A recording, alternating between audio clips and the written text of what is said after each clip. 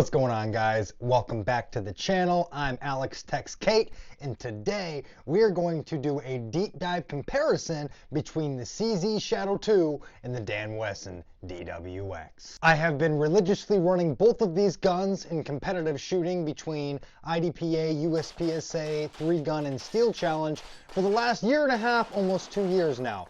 I have a little bit less time on the DWX and a little bit more time on the Shadow 2. Why am I comparing these two? Well, as you can see, and if you don't already know, the Dan Wesson DWX was created as a 1911-2011 CZ75 love child. They are owned by the Czech Group or CZ Group, so they had that open opportunity to take designs from their other sister companies. The main distinctive features here is going to be the internal rail design that comes with the CZ75, which also comes with the DWX just the same. I won't get too deep into parts compatibility, especially with the DWX, because I have done this nice little video for you guys right here that is a full rundown of the DWX, how to get parts, what parts come from what, and so on.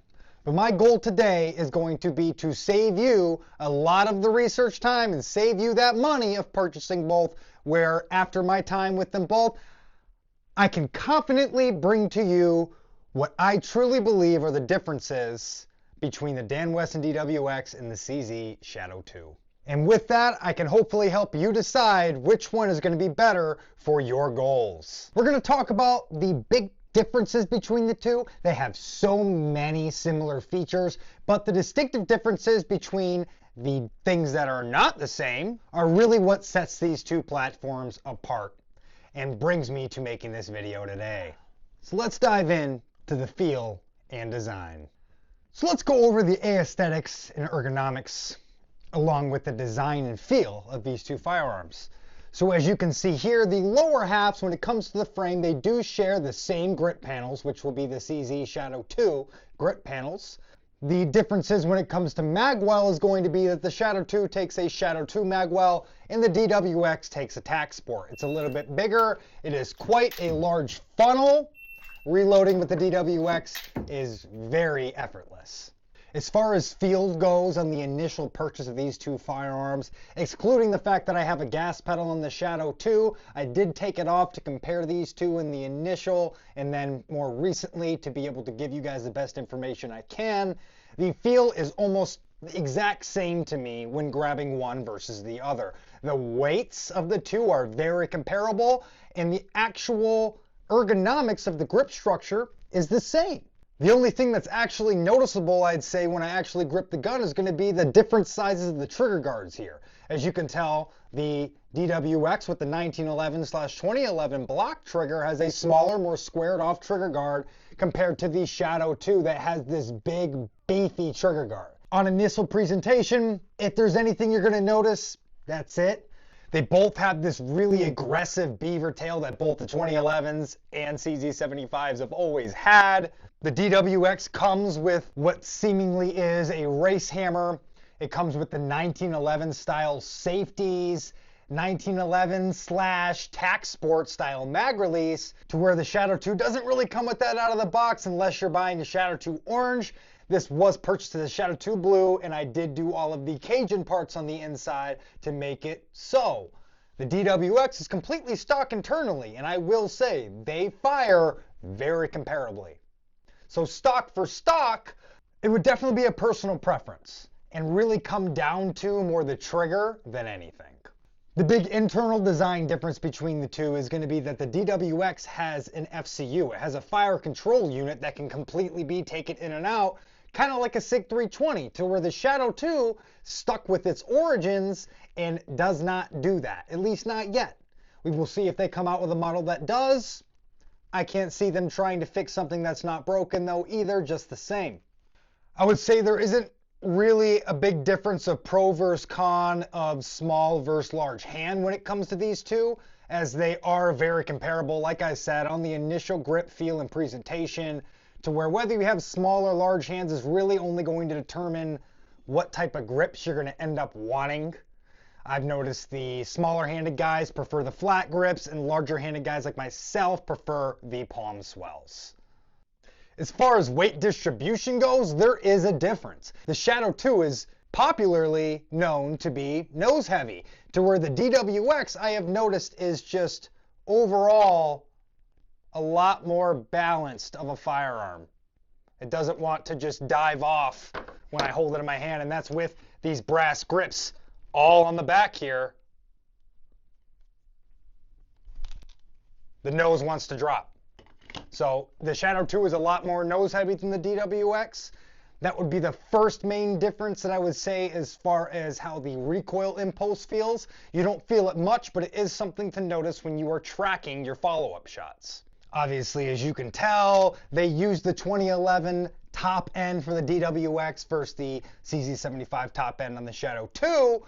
And the main thing being the overall design of the slide. The Shadow 2 has that multi-angled, smaller upper slide, to where the DWX, the slide is larger than the frame. And it is quite opposite on the Shadow 2, as the frame is larger than the slide. You notice this a little bit when you're shooting, but not all that much. All in all, I found that because of lack of aftermarket support for the DWX, the Shadow 2 definitely seems to be a much more promising option when it comes to customization to your particular feel. As you can see here, I have a nitro fin gas pedal from Shooting Sports Innovations and a CZ custom oversized safety.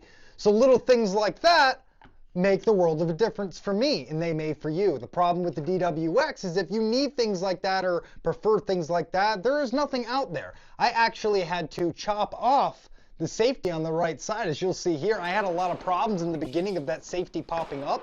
The safety seemed pretty loose from the factory, and it wasn't until I chopped off that right side that I no longer had an issue, because I do grip high. With the Shadow 2, I never had that problem. But with that said, let's dive in a little bit to the shooting experience between these two. I have about 40,000 rounds on the Shadow 2 and about 15,000 rounds on the Dan Wesson DWX over this time. These are the two guns that I shoot the most outside of my Walther PDP, that I teach with, concealed carry, shoot 90 PA, and so on. But these are my two main babies. And what I will say is, I very often, when I train, do I bring out both.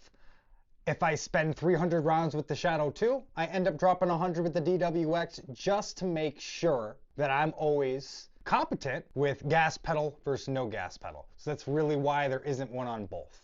It hard lines and forces me to stay honest with my fundamentals.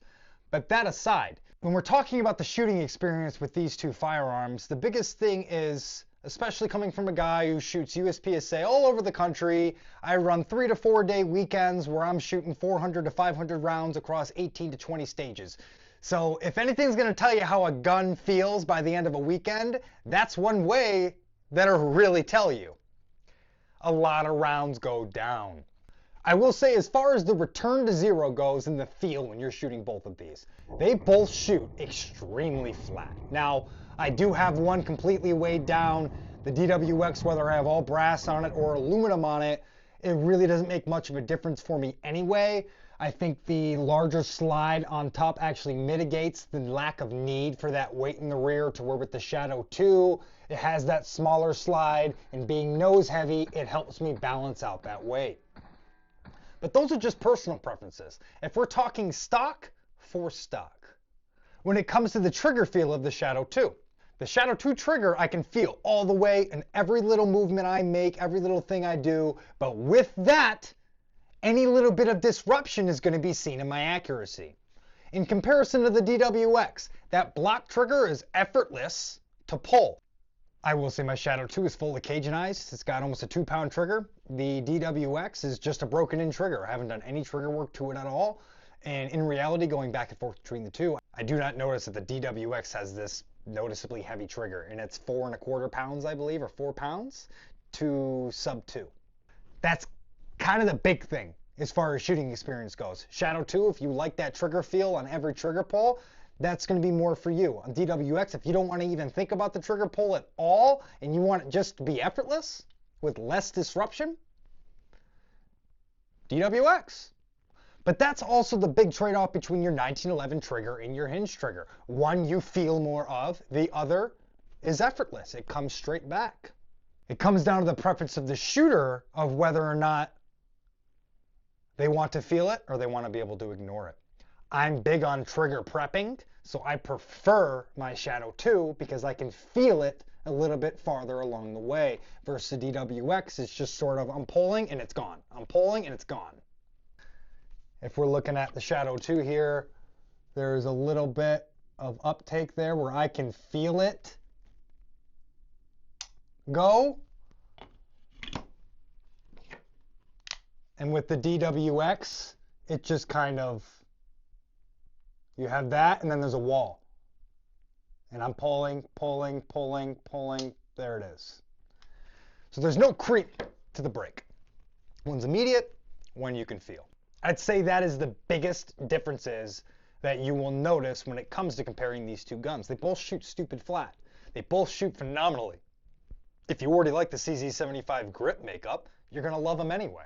The big difference here is your aftermarket support and your differences in triggers, mag releases, and so on. So all in all, shooting experience wise, they're both awesome. It's really, really hard to make a decision between the two if we're just talking picking it up and shooting it at the range. We are now going to get into customization and versatility. I have already touched on a lot of it, but that's really where my decision gets made between these two guns. I'd say the one big point is going up to the Shadow 2 for my ability to feel that trigger the whole way down versus the immediate drop. And I'll give 1 point to the DWX for not being nose heavy and being very well balanced as far as its weight goes. I will also give another point to the DWX for having a slide that you can actually manipulate from all angles right out of the box, versus the Shadow 2 that anybody who's familiar with the Shadow 2 knows this was a pain in the ass when they first got it. The slide is so small, I can rack it from underneath, but it's not nearly as easy. Racking over the top, you're grabbing onto the frame. Now, once you're shooting one for a while, it's really not an issue by any means, but out of the box, this one's a lot easier to manipulate than the Shadow 2 is. Now, this fourth point is going to go to the Shadow 2, and this is why. Let's talk about customization and versatility. As I said before, I have a video pop right here that is all about the Dan Wesson DWX. It's parts compatibility and aftermarket support, and I'll put it in short for you guys here. Aftermarket support sucks. It's horrible. And that alone actually tells me I'm going to put 2 points on the board for the Shadow 2 over that. The Shadow 2 has so much aftermarket parts availability. You can put 10 of these down on the ground at a match, and all 10 of them will be different, look different, and or possibly even be built different, whether it's Eamon-Tech parts, Cajun parts, or otherwise. Everybody's DWX is the same, pretty much. The grips are different. You might have changed out the trigger for a different color trigger, but there's no improved ignition system. There's no improved hammers. There's barely even springs out there for this gun. There is, but there's also not when you're looking at the vastness of the Shadow 2 platform. The DWX really does have a more streamlined approach compared to the mass versatility of the Shadow 2. They both come optics ready with plates for pretty much every optic out there.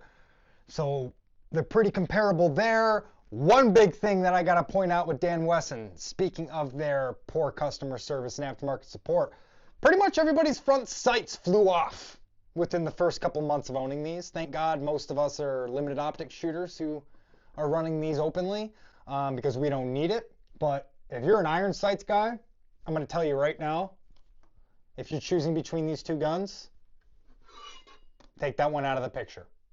Just speaking on Dan Wesson's horrid aftermarket support, you can contact CZ Custom, CZ USA, and many other aftermarket providers out there who will work on your Shadow 2. A lot of gunsmiths are very well versed in the CZ75 and 1911s, and this doesn't really fall into their reign of 1911 gunsmithing. So now aftermarket gunsmith support is also going to be limited. All in all, you can get these a dime a dozen. The amount of these I see in the national level of USPSA is just as big as guys running 2011s or SIGs. The CZ Shadow 2 is by far one of the most popular competition pistols in the world. The best shooter in the world, Eric Graffel, shoots Shadow 2s. Yes, he's sponsored by him, but obviously the best in the world is shooting them. There's something to be said about him. The DWX I will continue to use, have fun with, enjoy. I might even port it and comp it. I'm not sure. Knowing if it blows up or breaks, I'm pretty much completely screwed. I can overall, all in all, tell you which gun is the better option between the two. And it's the Shadow 2. I will continue to be purchasing Shadow 2s and running them full-time in competition, in which the DWX will still continue to be something that I'll embark further into, especially if things do come more available. And of course, as more information comes out about it, I will be here to provide it to you guys. But all in all, Shadow 2 takes the W. If you break the Shadow 2 in a competition, you can get parts for it like that. You aren't screwed or stuck to sending your gun away to having it work right again. Dan Wesson, you're not going to be so lucky. Dude, mother. Shadow 2, the amount of aftermarket information that's out there as well is never ending. All in all, as much as I absolutely love both of these guns, how they fire and how they perform, the aftermarket support is truly what seals the deal at the end of the day. If you're buying them as just a plinker, you know, the decision may not be so difficult for you because you're probably never going to run it enough to run into those problems.